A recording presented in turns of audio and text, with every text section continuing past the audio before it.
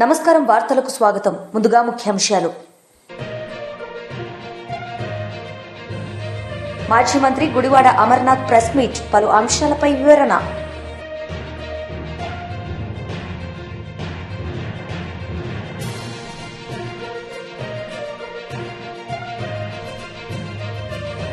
MLA Harish Rao media సమావేశం, పలు అంశాలపై వివరణ.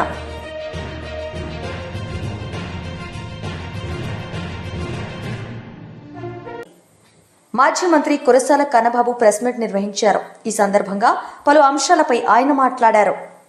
ఏమంటారు చంద్రబాబు నాయుడు, మాఫియా పనులు అంటారా, ఇంకేమన్నా అంటారా అని అడుగుతున్నాం మేము. పైగా అక్కడ లూలు మాల్ కట్టే వరకు లీజ్ ఉండదు. ఆ స్థలంలో 13.5 లక్షల చదరపు అడుగులు భూములు నిర్మాణాలు చేస్తే అందులో 3,30,000 అడుగుల నిర్మాణాలు అమ్మేసుకోవచ్చు అంట లూలు. ఇదే కాకుండా వాళ్ళకి అడిగిన ప్రతి అంశంలోనే మీరు మేలు చేస్తూ నిర్ణయాలు తీసుకుని జీవోలు ఇచ్చారా లేదా అని మేము అడుగుతున్నాం. దీంతోపాటు విజయవాడలో ఆర్టీసీ భూమి 4 ఎకరాల 15 సెంట్ల భూమిని 99 ఏళ్లకి నడి మధ్యలో, నగరం నడి మధ్యలో మాల్ కోసం ఇంచుమించుగా అక్కడ 600 కోట్ల రూపాయల విలువైన భూమిని మీరు ఇస్తూ ఉంటే లులు పెట్టుబడి పెట్టేది 156 కోట్లు. దీన్ని స్కామ్ అంటారా, ఏమంటారు మేము అడుగుతున్నాం. చెప్పండి, ఎందుకు మీకు లులు మీద ప్రేమ? ఇదే కాదు, చాలా చాలా కంపెనీలు పట్టుకొచ్చారు. వర్షా అని ఒక కంపెనీని పట్టుకొచ్చారు. ఇంచుమించు విశాఖపట్నంలో 3,000 కోట్ల విలువైన భూమిని 99 పైసలకి ఎకరం చొప్పున 60 ఎకరాలు కేటాయించడం అనే దాన్ని ఏమంటారని అడుగుతున్నాం. 10 లక్షల క్యాపిటల్తో, పెట్టుబడితో 2 నెలల క్రితం ఏర్పాటైన ఒక కంపెనీకి, అమెరికాలో ఏర్పాటైన కంపెనీని తీసుకొచ్చి రాత్రికి రాత్రి 60 ఎకరాలని తీర్మానం చేసి ఎకరం 99 పైసలకి ఏ విధంగా ఇచ్చేస్తున్నారని అడుగుతున్నాం. ఇదే కాకుండా టీసీఎస్కి, టాటా కన్సల్టెన్సీ సర్వీసెస్కి 21.16 ఎకరాలు 99 పైసలకి లీజుకి మీరు ఇచ్చేస్తున్నమాట అబద్ధమా? ఈ విధంగా మీరు భూముల్ని పప్పు బెల్లాలాగా పంచుతున్నారు. 99 పైసలకి ఎకరం ఏంటని అడిగితే చంద్రబాబు నాయుడు గారి కుమారుడు మంత్రి గారు ఆయన ఏం చెప్తారంటే మొత్తమే 99 పైసలకి ఇచ్చేస్తాను అడగడం మీకెవరో అని అడుగుతున్నాడు ఆయన. మీరెవరు అడుగుతున్నారో అని అడుగుతున్నారు. మీరేమన్నా ఈ రాష్ట్రానికి ఓనర్లు అనుకుంటున్నారా? ఈ రాష్ట్రాన్ని ప్రజలు మీకు రాసిచ్చారనుకుంటున్నారా? జస్ట్ మీరు కస్టోడియన్స్ మాత్రమే. వాళ్ళది కాదు ఇది.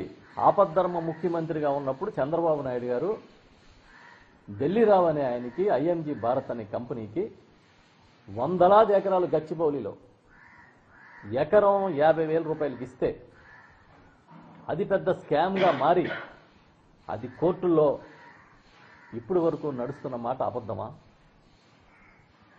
భూములు పంచేది మీరు, పంచుకు తినే కార్యక్రమాన్ని ప్రోత్సహించేది మీరు. మీరు మీ చుట్టుపక్కల ఉన్న వాళ్ళు బాగుపడే విధంగా విధాన నిర్ణయాలు తీసుకునేది మీరు. మీరు భూముల్లో మాఫియాలు జరుగుతున్నాయి, స్కాములు జగన్మోహన్ రెడ్డి గారి ఆధ్వర్యంలో జరిగినాయని ఏ విధంగా చెబుతారని అడుగుతున్నా.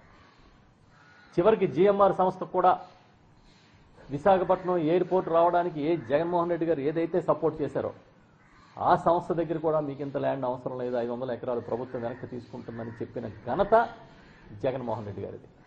మీరేం చేశారు? వచ్చి మళ్ళీ 500 ఎకరాలు కూడా వాళ్ళకే కట్టబెట్టారు.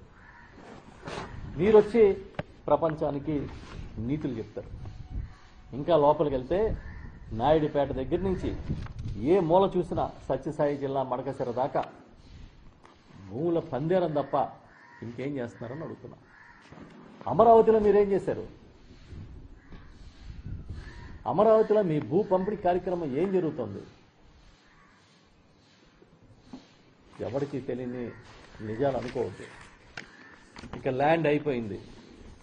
ఆయన చెప్పిందే శాండ్ జోలికి వద్దాం, శాండ్ విషయానికి వద్దాం.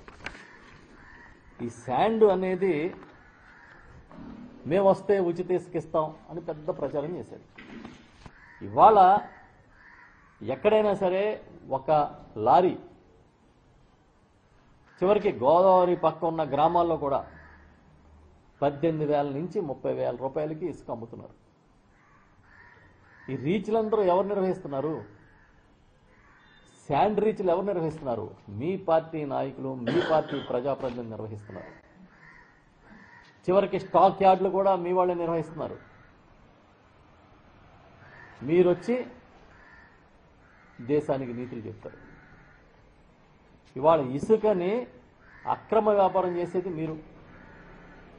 ఇప్పుడే కాదు, 2019లో 19కి ముందు 14-19 ముందు అప్పుడు కూడా ఇదే విధంగా ఇసుకని మీ వాళ్ళకి అడ్డగోలుగా కట్టబెట్టి అడ్డగోలుగా ఇసుకని తినేసిన చరిత్ర ఈ తెలుగుదేశం పార్టీది కాదా అని అడుగుతున్నాం. దీంతోపాటు శాండ్ గురించి మాట్లాడుతున్నారు. మీకు గుర్తుందో లేదో, మాకు గుర్తుంది. 2014-19 మధ్య ఏర్పేడు అనే దగ్గర మీ అక్రమ ఇసుక దందాకి లారీలతో తొక్కిచ్చేస్తే సుమారు 15 మంది చనిపోయిన సంఘటన మాకు ఇంకా గుర్తుంది. ఇక్కడే కోనసీమలో కొన్ని గ్రామాల్లో ఇసుక దందాన్ని అడ్డుకున్న యువకుల మీద, వందలాది మంది మీద కేసులు పెట్టి జైలుకి పంపించిన చరిత్ర మీది. ఇవన్నీ మీరు మర్చిపోయి ఇసుక గురించి, ఇసుక మాఫియా గురించి మీరు మాట్లాడతారా? మీకు కేవలం ఉన్న బలం ఏంటి అంటే మీడియా. మీ మీడియా బలం. అనకాపల్లి జిల్లా అధ్యక్షులు మాజీ మంత్రి గుడివాడ అమర్నాథ్ ప్రెస్ మీట్ నిర్వహించారు. ఈ సందర్భంగా పలు అంశాలపై ఆయన మాట్లాడారు. అంటే బ్రాండ్ ఇమేజ్తో వెళ్ళినట్టుగా కనబడలా, తెలుగుదేశం పార్టీ తాలూకా బ్రాండ్ మేళంతో వెళ్ళినట్టుగా కనబడింది. ఎందుకంటే తండ్రికి కొడుకు డప్పు కొట్టడం, కొడుక్కి తండ్రికి డప్పు కొట్టడం నిన్నంతా కూడా నిన్న జ్యూరిక్ వేదికగా తెలుగు డయాస్పోరాతో జరిగినటువంటి సమావేశంలో స్థానికంగా యూరోప్కి సంబంధించినటువంటి పెట్టుబడిదారులు, ఇన్వెస్టర్స్ సంబంధించినటువంటి సమావేశంలో వారు మాట్లాడినటువంటి మాటలు చూసాం. వారి కొడుకు మాట్లాడుతూ వారి తండ్రి గురించి, నా తండ్రి ఒక యూనిక్ పీస్ అని చెప్పాడు. ఈ పీస్ ఎక్కడ దొరకదు, ప్రపంచంలోనే నా తండ్రి ఒక యూనిక్ పీస్ అని చెప్పాడు. నిజమే, వాస్తవం మాట్లాడాడు. పిల్లనిచ్చినటువంటి మామను వెన్నుపోటు పడవడంలో, 4 సార్లు అధికారం ఇచ్చినటువంటి ప్రజల్ని వెన్నుపోటు పడవడంలో, 16 సంవత్సరాలు ఈ రాష్ట్రానికి ముఖ్యమంత్రిగా ఉండి ఈ రాష్ట్రానికి ఏమీ చేయకుండా ఉన్నటువంటి దాంట్లో కేవలం పొలిటికల్ మార్కెటింగ్ అండ్ మేనేజ్మెంట్లో బహుశా నీ తండ్రికి మించినటువంటి వ్యక్తి ఈ ప్రపంచంలో ఎక్కడ ఉండడో, అది ఒక యూనిక్ పీస్ అనేటువంటి విషయం చాలా కరెక్ట్గా చెప్పాడు వారి అబ్బాయి. ఈ క్రమంలో ఈ మధ్యకాలంలో మనం చాలా సందర్భాల్లో చూస్తూ ఉన్నాం. గడిచినటువంటి ఈ 2 సంవత్సరాలుగా వారు అధికారంలోకి వచ్చిన దగ్గర నుంచి జగన్మోహన్ రెడ్డి గారి హయాంలో జరిగినటువంటి కార్యక్రమాల్ని, వారి ప్రారంభించినటువంటి, వారు శంకుస్థాపన చేసినటువంటి కార్యక్రమాలకి, వారు నిర్మాణం చేపట్టినటువంటి కార్యక్రమాలకి, వారు తీసుకొచ్చినటువంటి పెట్టుబడులకి నేనే కారణం అని చెప్పుకునేటువంటి ప్రయత్నం గడిచినటువంటి 2 సంవత్సరాలుగా చంద్రబాబు నాయుడు గారు, వారి ప్రభుత్వం, వారి కొడుకు చేస్తున్నటువంటి క్రెడిట్ చోరీ కార్యక్రమాన్ని మనం చూస్తూ ఉన్నాం. సహజంగా మీ అందరికీ తెలుసు, మన ప్రాంతంలో ఇల్లు నిర్మాణం చేసుకున్నప్పుడు లేదా ఏదైనా భవనం నిర్మాణం చేసుకున్నప్పుడు నరదిష్టి తగలకుండా దిష్టిబొమ్మను పెడతాం. ఎవరింటికన్నా పెడతాం సహజంగా. ఇల్లు నిర్మాణం పూర్తయిపోయిన తర్వాత దిష్టిబొమ్మ ఏమనుకుంటుందంటే, ఈ నిర్మాణానికి కారణం అంతా కూడా నా వల్లే అని చెప్పి ఆ దిష్టిబొమ్మ అనుకుంటుందట. అలాగే చంద్రబాబు నాయుడు గారు నారావారి దిష్టిబొమ్మ ఏమనుకుంటుందంటే,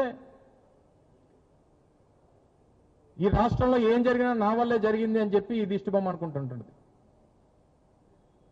శంషాబాద్ ఎయిర్పోర్ట్ నేనే కట్టాను, ఔటర్ రింగ్ రోడ్ నేనే కట్టాను, భోగాపురం ఇంటర్నేషనల్ ఎయిర్పోర్ట్ నేనే కట్టాను, విశాఖపట్నంలో హెల్త్ సిటీ నేనే కట్టాను.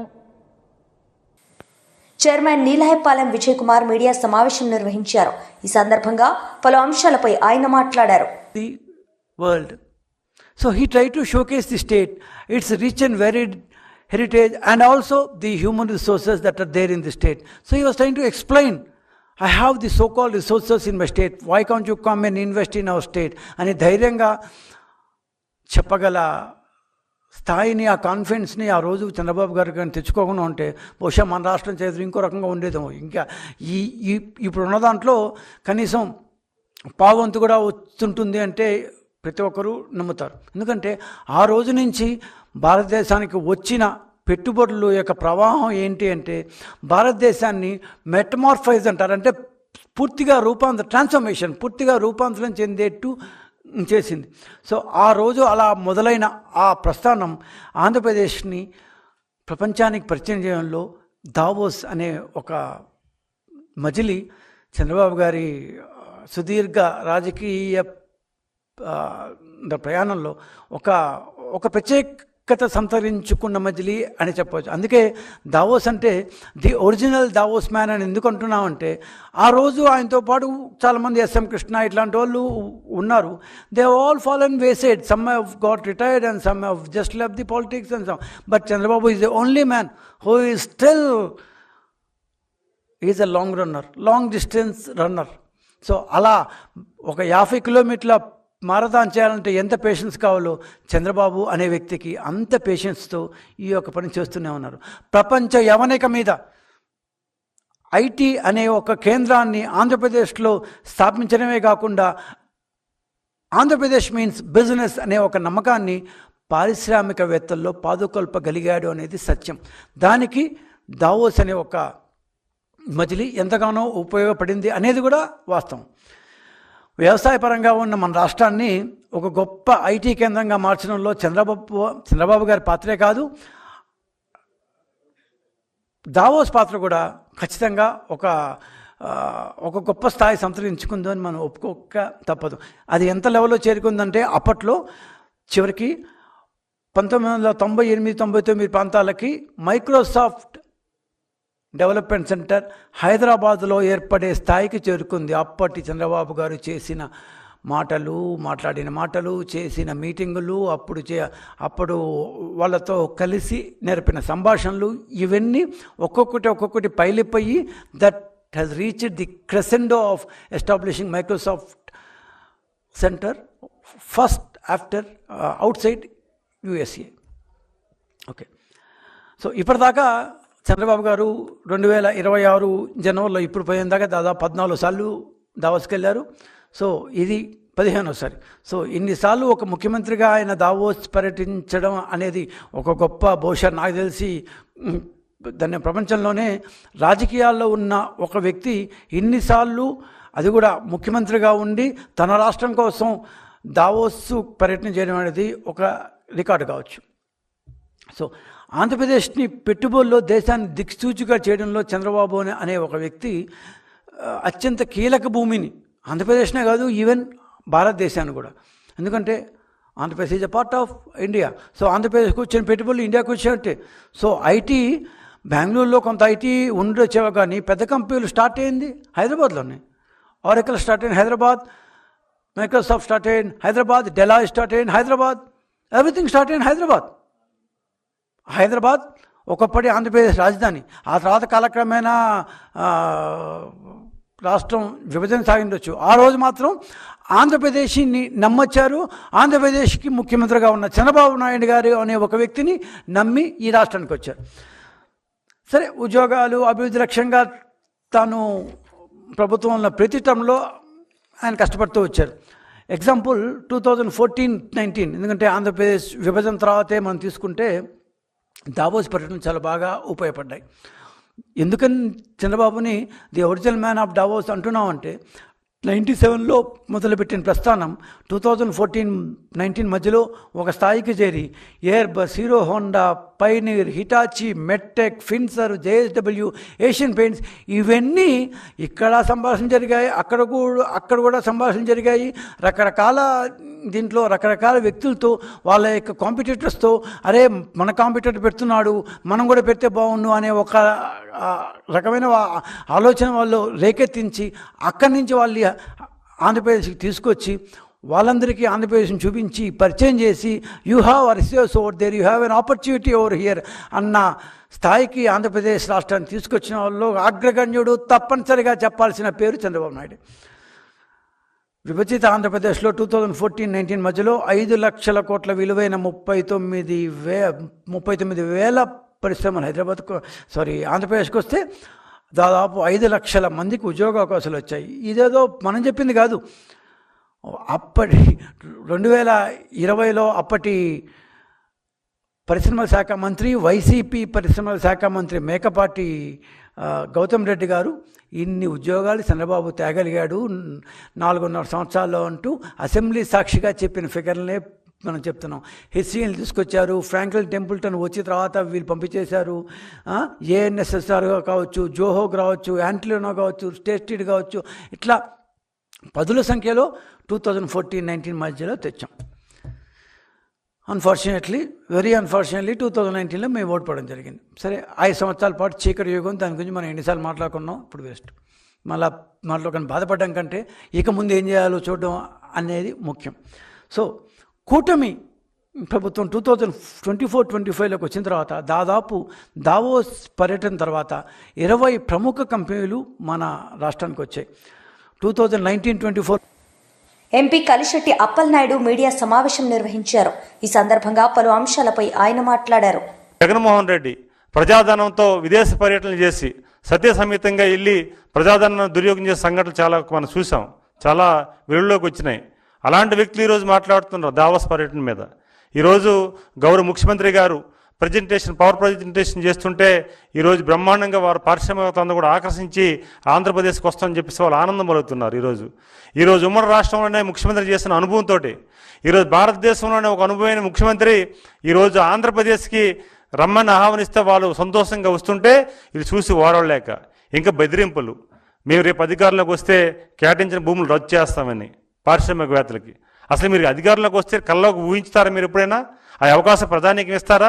ఇంకొకసారి అవకాశం ఇచ్చి ఈరోజు రాష్ట్ర ప్రజలందరూ కూడా మేము చాలా తప్పు చేసాం అనుకున్న సందర్భంలో ఇంక మీకు వచ్చే అవకాశం మీకు రాదు. అయితే ఈరోజు పెట్టుబడులు పెట్టి ఆంధ్రప్రదేశ్ ప్రధానికి ఆదుకోవాలని గౌరవ ముఖ్యమంత్రికి చేసిన ప్రయత్నాన్ని ఆటంకం పరచడానికి ఈరోజు ఒక ప్రయత్నానికి మీరు ఒక అడ్డుపులు వేయడానికి చేస్తున్న ప్రయత్నం తప్ప మీరు అధికారంలో వచ్చే పరిస్థితి రాదు. అది మీరు పకటకల్లా అంటున్నారు. చరిత్ర అందరికీ తెలుసు. ఈరోజు తెలుగు ప్రజలందరూ కూడా ఆంధ్రప్రదేశ్ ప్రధానికానికి జగన్మోహన్ రెడ్డి అవినీతి అక్రమాలు, విధ్వంసం అన్నీ కూడా తెలుసు. ఎవరు ఇచ్చే ఛాన్స్ లేదు. అయితే గుడివాడ అమర్నాథ్ మాత్రం ఒకటి గుర్తుపెట్టుకోవాల్సిన అవసరం ఉంది. ఈరోజు మీరు పరిశ్రమ శాఖ మంత్రి ఉండేటప్పుడు మీరు చేసిన యాక్టివిటీస్ కూడా మీరు చూసుకోండి ఒకసారి. మీ జగన్మోహన్ రెడ్డి నాయకత్వంలో ఈ రాష్ట్రానికి ఎన్ని పరిశ్రమలు తీసుకొచ్చారు, ఉత్తరాంధ్రకి ఎన్ని పరిశ్రమలు తీసుకొచ్చారు. ఈరోజు ఆంధ్రప్రదేశ్లో అట్టడుగెరిపిన ఆంధ్రప్రదేశ్ని ఈ 18 నెలల్లోనే గౌరవ ముఖ్యమంత్రి గారు, అలాగే లోకేష్ గారు, పవన్ కళ్యాణ్ గారు, బీజేపీ నాయకత్వం, ఎన్డీఏ కూటమి నాయకత్వం ఏ అభివృద్ధి చేస్తుందో ఒక పక్క ఆత్మపరిశీలన చేసుకోవాలి.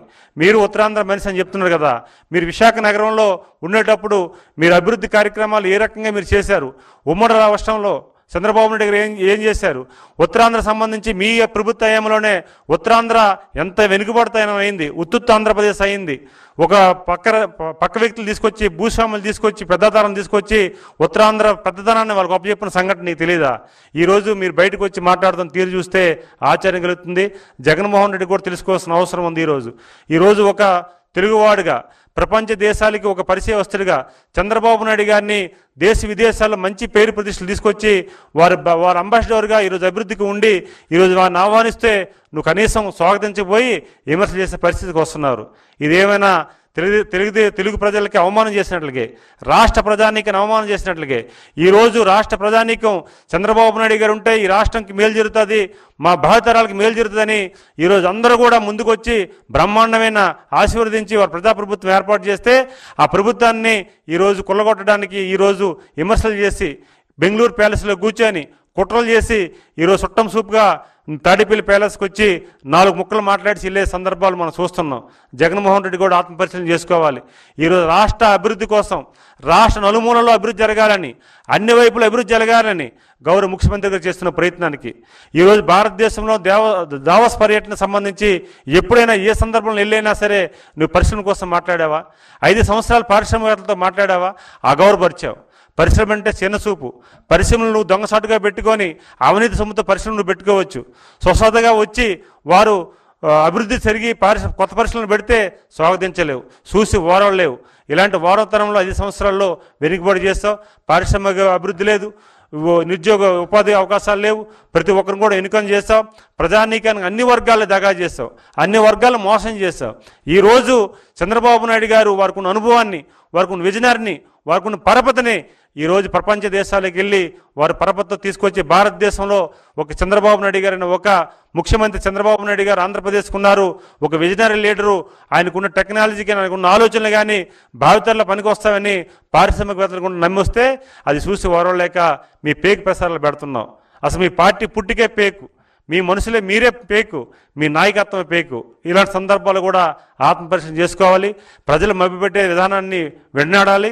ఈరోజు తెలుగుదేశం ప్రభుత్వం, ఎన్డీఏ కూటమి తెలుగుదేశం పార్టీ ఈరోజు ప్రజలకు అంకితం చేయడానికి ఈరోజు రాత్రి పగలనకన్నా కష్టపడే ఎమ్మెల్యే హరీష్ రావు మీడియా సమావేశం నిర్వహించారు. ఈ సందర్భంగా పలు అంశాలపై ఆయన మాట్లాడారు. గౌరవం ఉంది, తప్పకుండా గౌరవిస్తాం, ఎన్నిసార్లు పిలిచినా హాజరవుతాం. మాకు ఉద్యమాల్లో నుంచి వచ్చిన కార్యకర్తలం మేము. కేసీఆర్ గారి నాయకత్వంలో రాటుదేలిన బీఆర్ఎస్ బిడ్డలం, తెలంగాణ ఉద్యమ కన్న బిడ్డలం. ఉద్యమాలు, పోరాటాలు మాకు కొత్త కాదు, అక్రమ కేసులు అంతకంటే కొత్త కాదు, అరెస్టులు అనేటివి మాకు కొత్త కాదు. ఆనాడైనా కేసీఆర్ గారి నాయకత్వంలో వందలాది కేసులు పెట్టిన నిజాయితీగా తెలంగాణ ప్రజల పక్షాన కేసీఆర్ గారి నాయకత్వంలో పోరాడినాం. జైళ్లలో పెట్టిన రెట్టించిన ఉత్సాహంతో తెలంగాణ కోసం పోరాడినాం. ఇలా మేము మీ కాంగ్రెస్ నాయకుల లెక్క సిట్ నోటీసులు రాగానే పారిపోయేటోళ్ళం కాదు. మీరు పిలిస్తే వచ్చినాం, బాజాప్తా వస్తాం. మీరు ఎన్ని ప్రశ్నలు అడిగినా సమాధానాలు చెప్తాం. ఈ అక్రమ కేసులు, ఎందుకంటే ఇవన్నీ ఇట్లాంటి అక్రమ కేసులు ఆనాడు సమైక్య రాష్ట్రంలో సమైక్యవాదులు మా మీద అనేక అక్రమ కేసులు పెట్టినారు. ఇన్ఫ్యాక్ట్ మీరిచ్చిన నోటీసులు మాకు దక్కిన గౌరవంగా భావిస్తాం. ఎందుకు ఈ మాట అంటున్నా అంటే, పొద్దుగాల నీ బామ్మర్ది భాగవతం బయట పెడితే సాయంత్రం నోటీస్ ఇచ్చినావు. ఇది రాష్ట్ర ప్రజలందరికీ అర్థమైపోయింది కదా. అంటే నువ్వు నీ భాగవతాన్ని బయటపడకుండా, ప్రజల్లో పడకుండా అటెన్షన్ డైవర్షన్ కోసం నువ్వు నోటీస్ ఇచ్చినావు. ఈ మాత్రం రాష్ట్ర ప్రజలకు అర్థం కాదా? రాష్ట్ర ప్రజలు అన్ని విషయాలు గమనిస్తూ ఉన్నారు. ఇన్ఫ్యాక్ట్ నువ్వు ఒక ప్రైవేట్ కంప్లైంట్లో కోట్ల రూపాయల డబ్బు ఖర్చు పెట్టి సుప్రీంకోర్టు న్యాయవాదులను పెట్టి నన్ను అక్రమ కేసులో ఇరికించాలని ప్రయత్నం చేసినావు. హైకోర్టు కొట్టేసింది. నువ్వు సుప్రీంకోర్టుకు కూడా పోయినావు, సుప్రీంకోర్టు కూడా కొట్టేసింది. న్యాయం గెలిచింది, ధర్మం నిలిచింది. అయినా నువ్వు మళ్ళా ఇంకో కేసులు ఇరికిద్దాము అని మళ్ళొక సిట్టు పెట్టినావు. ఇప్పటికీ నువ్వు 6 గ్యారంటీలు ఎగబెట్టినావు. నువ్వు యనుమల రేవంత్ రెడ్డి కాదు, ఎగవేతల రేవంత్ రెడ్డి అంటే మానకొండూరు పోలీస్ స్టేషన్లో కేసు పెట్టినావు. రైతు రుణమాఫీ చేయలేదు, దేవుని మీద ప్రమాణం చేసి రైతుల్ని, దేవుణ్ణి మోసం చేసినావు రేవంత్ రెడ్డి అంటే యాదగిరిగుట్టల కేసు పెట్టినావు. వరద బాధితుల్ని పరామర్శించడానికి పోతే ఖమ్మంలో రాళ్ల దాడి చేపించి ఖమ్మంలో కేసు పెట్టినావు. ఎవరో ట్వీట్ చేసిందని చెప్పి నా మీద హైదరాబాద్లో పోలీస్ స్టేషన్లో కేసు పెట్టించినావు. ఘోష్ కమిషన్ వేసి కమిషన్ పేరిట డైవర్షన్ రాజకీయాలు చేస్తే అసెంబ్లీ సాక్షిగా ఆ కమిషన్లో ఉన్న విషయాలను కుండబద్దలు కొట్టినట్టు 6 డజన్ మంది మంత్రులు మీరు మాట్లాడినా, ఎంత డైవర్షన్ చేసినా ఆ కమిషన్ అంతా డొల్లా అని ఆధారాలతో సహా అసెంబ్లీ సాక్షిగా వివరించాం. నిన్న నీ బామ్మర్ది బొగ్గు కుంభకోణం బయట పెట్టంగానే సాయంత్రం మళ్ళొక సిట్ నోటీస్ పంపినావు. ఇది రాష్ట్ర ప్రజలు గమనిస్తున్నారు. రేవంత్ రెడ్డి పోలీసులను వెనక పెట్టుకొని పిరికి పందలాగా నాకు సిట్ నోటీసులు ఇచ్చుడు కాదు. ధైర్యం ఉంటే రాజకీయంగా ఎదుర్కో. కమాన్ మాట్లాడదాం, ఏడ కొట్లాడదాం. నీకు ధైర్యం ఉంటే 6 గ్యారెంటీల మీద మాట్లాడదాం, రైతు రుణమాఫీ మీద మాట్లాడదాం, బొగ్గు కుంభకోణం మీద మాట్లాడదాం, ఇండస్ట్రీస్ కుంభకోణం మీద మాట్లాడదాం, భూముల కుంభకోణం మీద మాట్లాడదాం. పవర్ వార్తలు ముగించే ముందు ముఖ్యాంశాలు మరోసారి. మాజీ మంత్రి గుడివాడ అమర్నాథ్ ప్రెస్ మీట్, పలు అంశాలపై వివరణ.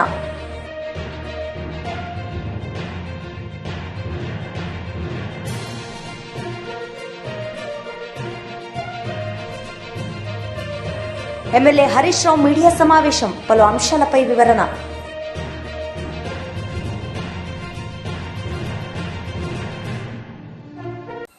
ఈ వార్తలు ఇంతటితో సమాప్తం. తిరిగి ప్రసారమయ్యే వార్తల్లో మళ్ళీ కలుద్దాం. అంతవరకు సెలవు. నమస్తే.